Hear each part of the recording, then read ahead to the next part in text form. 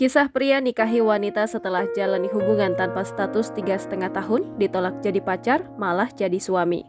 Beredar di media sosial sebuah kisah seorang pria yang nikahi wanita usai 3,5 tahun jalani hubungan tanpa status atau HTS. Tak hanya itu, kisah haru tersebut kian disorot lantaran berjalan bahagia usai sang pria sempat ditolak jadi pacar sang wanita, tapi malah diterima jadi suami. Kisah ini dilansir dari akun TikTok @bbyNBS, Kamis 10 Agustus 2023.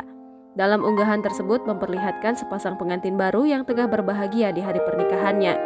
Namun berbeda dari biasa, kisah di balik pernikahan pasangan pengantin baru tersebut mempunyai cerita yang menarik.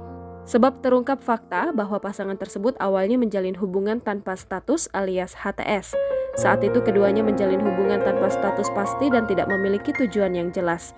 Hubungan tersebut sendiri telah berjalan selama 3,5 tahun. Bahkan disebutkan bahwa saat itu sang pria juga sempat ditolak sebagai pacar oleh wanitanya. Tapi tak disangka jika pria tersebut justru diterima sebagai suami dari wanita idamannya itu. Video momen pernikahan tersebut pun kian haru, sebab sang pria yang mengenakan pakaian pengantin putih tampak menahan tangis bahagia ketika wanita yang ia cintai telah menjadi istrinya. Bahkan ia juga terlihat menunduk seperti lemas saat melihat sang wanita yang menjadi istrinya datang. Raut senyum di wajahnya pun tak hilang sampai sang wanita datang.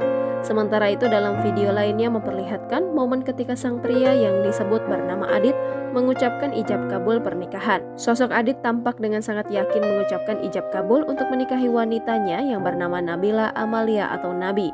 Lebih jauh sampai berita ini dipublikasikan, belum diketahui lokasi pasti dari pasangan tersebut. Namun banyak yang menyebut bahwa mereka berasal dari wilayah Jawa Barat.